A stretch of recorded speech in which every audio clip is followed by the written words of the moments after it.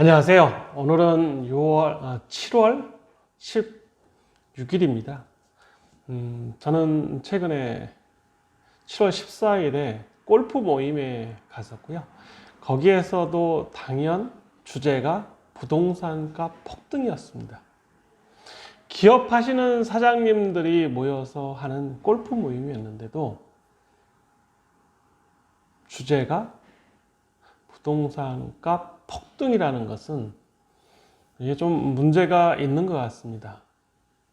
사업이 어려운 분도 있고 지금 잘 되는 분도 있는데 그나마 사업을 오랫동안 하신 분들은 본인의 부동산 가치가 올라가면서 가격이 올라가면서 사업에서 마이너스 보고 있는 것을 그나마 회복할 수 있다고 하십니다. 자, 부동산으로 돈을 버는 나라가 결코 좋지는 않을 것입니다. 또 30대에 주식 투자하는 동학 개미 운동을 이끌어가는 주축이 30대입니다. 또 부동산을 지금 이끌어가는 것이 30대와 40대가 주축이 되어서 이끌어가고 있습니다. 물론 20대도 따라가고 60대도 따라가고 모든 국민이 따라가고 있습니다. 그만큼 이제 파워는 20대, 30대, 40대의 사회의 주도층이 되어서 끌어가고 있는 것 같습니다. 이제 기성세대는 50대, 60대, 70대가 되었고요. 저는 50대가 되어 있습니다. 그래서 젊은 분들하고 세미나나 또는 대화를 하다 보면 제가 바보다. 제가 그 정성호 TV에서 일전에 바보 정성호. 저는 바보 노무현을 따라서 똑같이 카피한 말 중에 하나가 바보 정성호였구나. 수출하면서 열심히 해외를 다니고 해외 시장을 개척했지만 정작 위기관리 능력에서 많이 바보스러웠다. 그래서 제2의 창업을 한 정성호는 이제 가상세계에서 제가 실질적으로 경험했던 거를 위주로 말씀드립니다. 그래서 오늘 주제가 부동산값 폭등입니다. 이게 좀 쇼킹하거든요. 그래서 제가 제목을 이렇게 달았습니다. 이렇게 달아서 쇼킹 부동산값 폭등. 왜 이거를 주제로 오늘 잡았냐면 저금리 시대가 확장되고 또 돈이 갈 곳이 없고 현금은 넘쳐나고 정부는 계속 돈을 풀고 있어서 과연 이 많은 돈이 어디로 갈 것이냐라는 궁금증이 지배적이었습니다. 그래서 정부가 가장 염려하는 정책적으로 실패한 것이 부동산 대책이었습니다. 6.17 부동산 대책, 7.10 부동산 대책 모두 헛방이었습니다. 그래서 더더욱 가진 사람한테는 콘크리트 장벽을 쳐서 진입할 수 없는 부와 부의 격차를 더 심화시키는 가진 자와 안 가진 자의 대립구도가 형성되고요. 또 이념적 갈등을 더 조장하는 것이 아마도 부동산가 폭등일 것입니다. 부동산가 폭등은 부동산을 가지고 있는 사람에 한해서 전 국민의 5%도 안 되는 부자가 80% 이상의 부를 가지고 있습니다.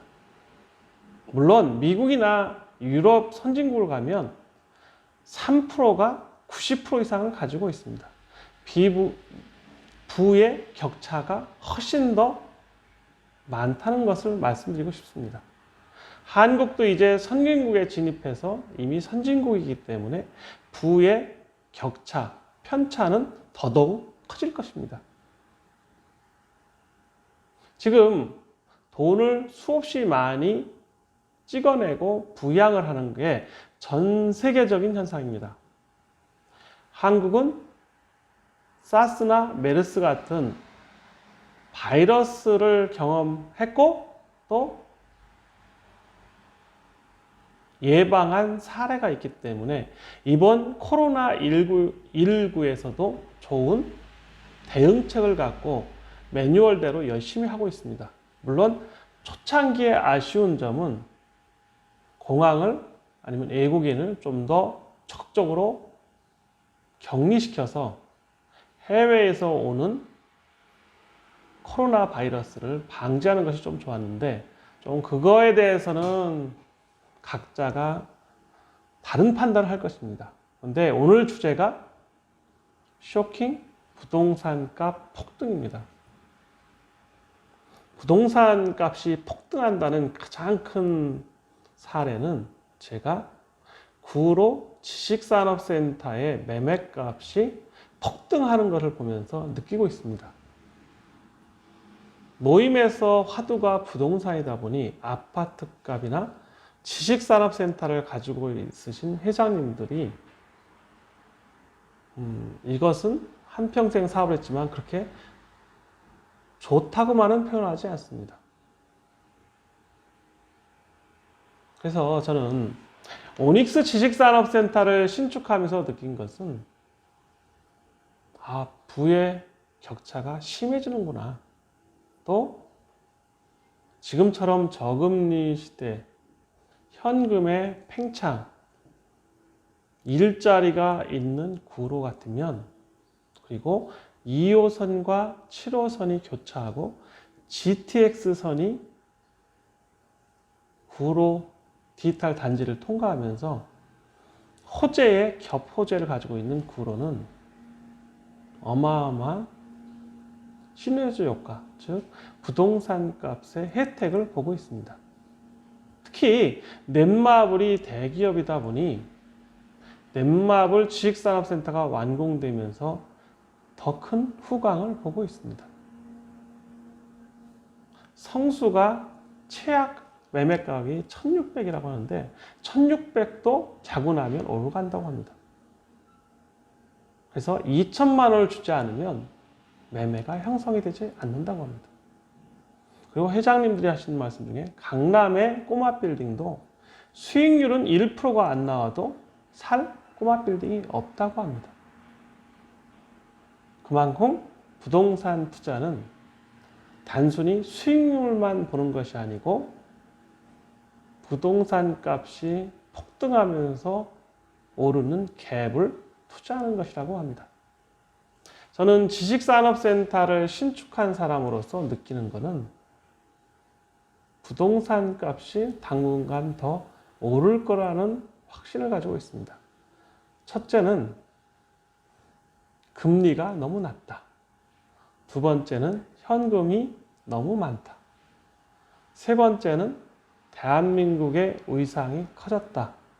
네 번째는 서울에 집중화되고 있다.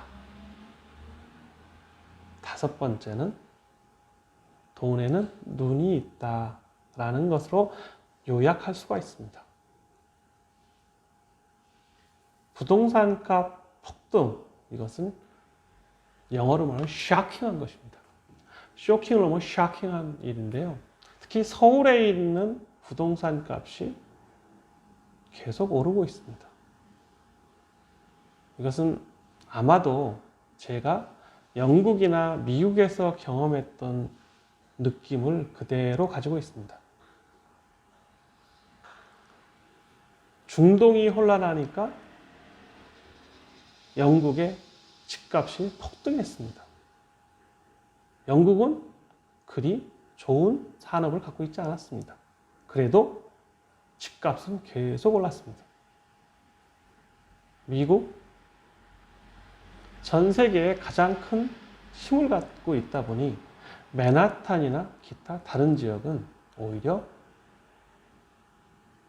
중국인 또는 인도의 부자 또는 유럽의 부자들이 미국의 부동산 쇼핑을 다녔습니다.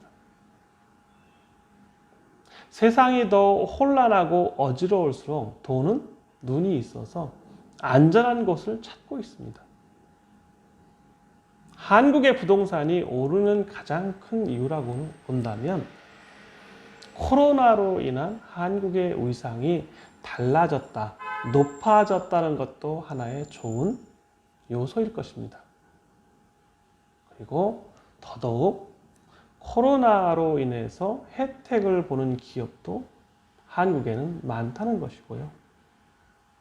또 서울만큼 안전한 곳이 없다는 인식의 확대일 것입니다. 제가 오늘 7월 16일 제 1탄에서 부동산값 쇼킹, 아니 샤킹하다고 얘기하는데요. 그것을 요약한다면 땅값, 대지값 서울에 폭등하고 있습니다. 아파트값, 서울의 모든 지역이 폭등하고 있습니다. 그리고 지식산업센터 값 폭등하고 있습니다. 제 2탄에서는 지식산업센터의 값이 폭등할 수밖에 없는 이유를 말씀드리겠습니다. 자, 오늘은 요약하자면 샤킹, 부동산값 폭등하고 있다. 첫째도 저금리 시대에 가장 큰 혜택을 보고 있다. 또 돈이 너무 많이 풀려 있다. 한국의 위상이 높아졌다. 서울이 가장 안전한 투자처가 되고 있다. 등등 수많은 이유가 있는 걸 가지고 부동산가 폭등을 단순히 가진 자와 안 가진 자의 문제가 아니고 사회의 변화를 느끼고 감지하자라고 마지막 말씀을 드리겠습니다. 정성호 TV 구독과 좋아요 부탁드립니다. 감사합니다.